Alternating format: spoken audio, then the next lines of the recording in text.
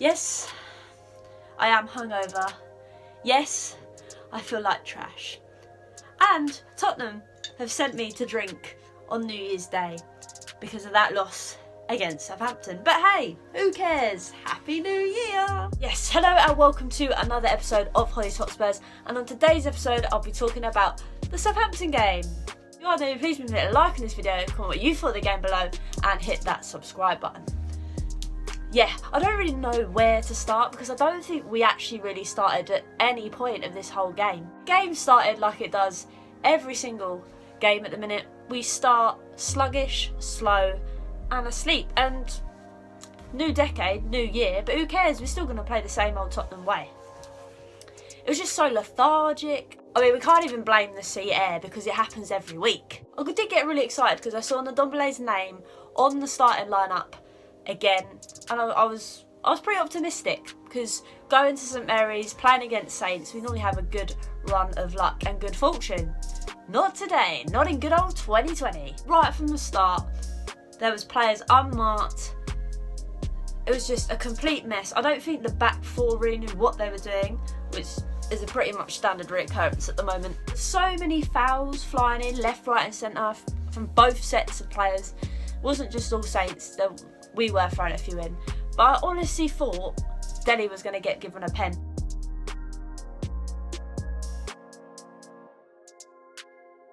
People say, yeah, he's gone down too soft, but it does clip him.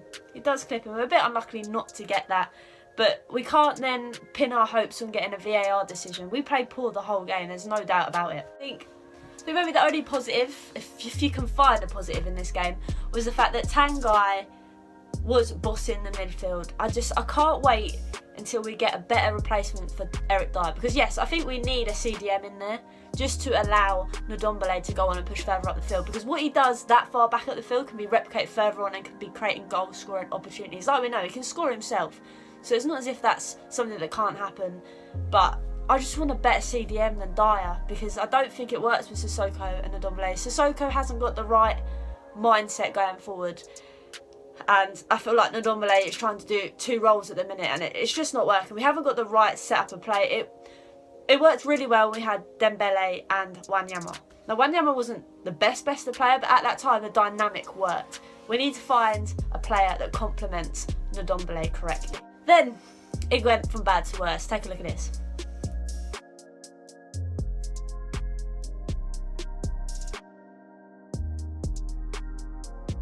Danny Ings, he scores pretty much every game he plays now.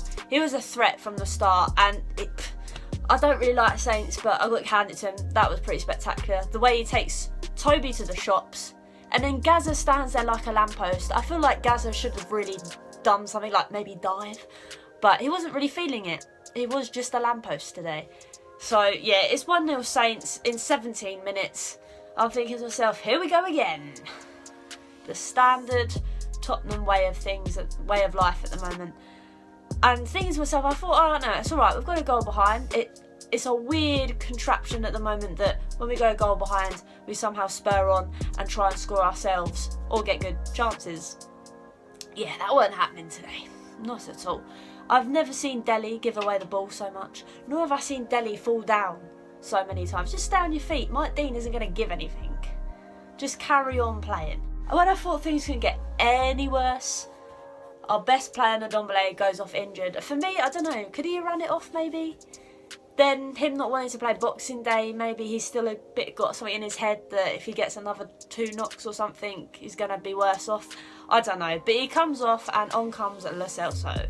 I was quite intrigued to see how Lo Celso would play. To be honest, it was quite hard to come on into a team that weren't really doing a lot. And it showed because his passes were going astray as well, which is a bit disappointing.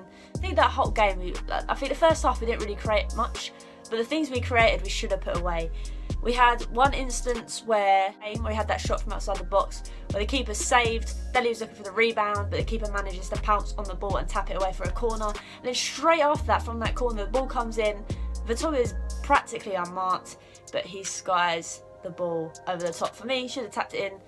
With both those chances, we could have easily been 1-1 at that point in time, but it didn't happen. I think the worst thing about this game was the fact that we are turning into long ball FC. I get it. If there's no people making movements, your last thing is to kick and hope. But we shouldn't be kicking and hoping the entire game because it just becomes predictable. There was times when Eriksen was coming too far deep to try and receive the ball, which is good because he wants the ball. He's trying it, he wants the ball, wants to play with the ball, but the gap was too far from the midfield to the strikers. There was no way that anyone was going to play a pass. And when we did try and play a pass, it either got intercepted or it got misplaced. So yeah, the first half wasn't great, but I always write the first half off because we're never great in the first half, which needs to change ASAP because it's slightly annoying me right now. Second half comes along, and I generally don't know how we got away with this. Take a look at this.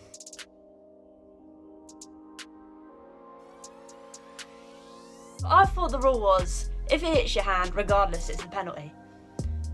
The only way I can see this not being a penalty is the fact that how the speed the ball is going to hit Toby's hand. I don't think that's a very natural position either, and I'm not going to sit here and slag Tottenham off because I am a Spurs fan and it was nice that VAR didn't award them a pen, but it also shows, once again, it highlights how inconsistent VAR is. And regardless whether they get that pen or not, how we let them slip the ball through that easily as well, it's just a making of our own faults, really. We're putting ourselves into these silly positions again, making it so much easier for the opposition, especially when the opposition are attacking. It's just so bad. And on the flip side, which is normally really strange, because normally our attacking play is quite good, but today it was just so sluggish. We were in a 4v3 at one point, and Dele pings the ball to one of the defenders. We're in a 4v3, we should be going on trying to attack, trying to get that ball into the box early, but no, he hits the ball straight to the first defender. Which really highlighted how bad this game really was. It was quite funny, because Tottenham put out a tweet as well saying, this second half we've had the most possession.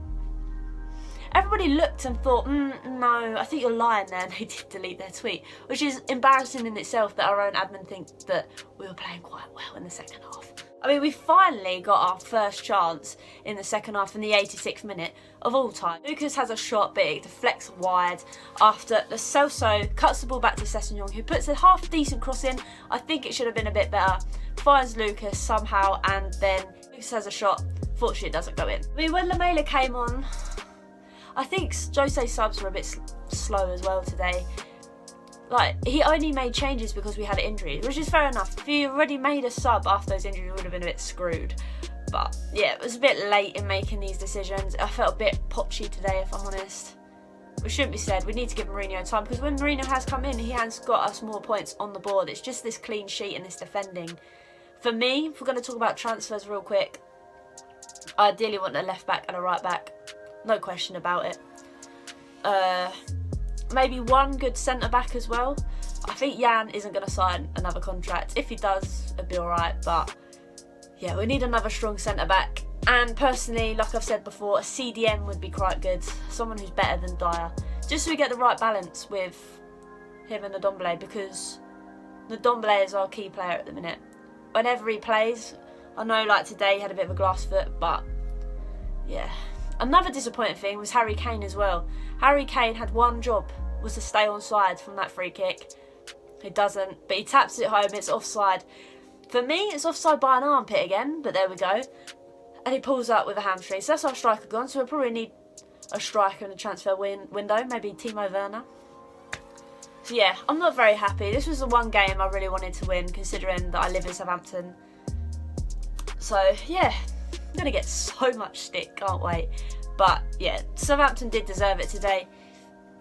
I mean, when they did have the ball, yes, there was a lot of fouls flying in here, left, right and centre, but they played their game and their game worked. Ours, we just didn't really play any game. At some points, I was even mistaken. I didn't even think we were playing football. That's how bad it was. It was like ping pong or tennis with your feet. It was disgraceful. I just hope Jose has a sit down with Levin that says, look, we've got all this deadwood on our team, we need to get rid, we need to refreshen up. There's just no drive, there's just no passion, there's just no energy in this team at the minute. And people are going to be, oh yeah, but Jose's got more points. Yes, Jose's got more points. I'm not blaming Jose. I'm blaming the team we have at this current stage. It's not good enough. So yeah. But thanks again for watching. I thought my 2020 would start in a more happier, better mood, but sadly not. Taking old Tottenham through to 2020. Love to see it. But yeah, thanks again for watching, and who should be here for the Liverpool game. That should be fun as well. I think I might bring my pigeon with me as well into the new year because I think I might need it. But yeah, thanks again for watching and see you soon.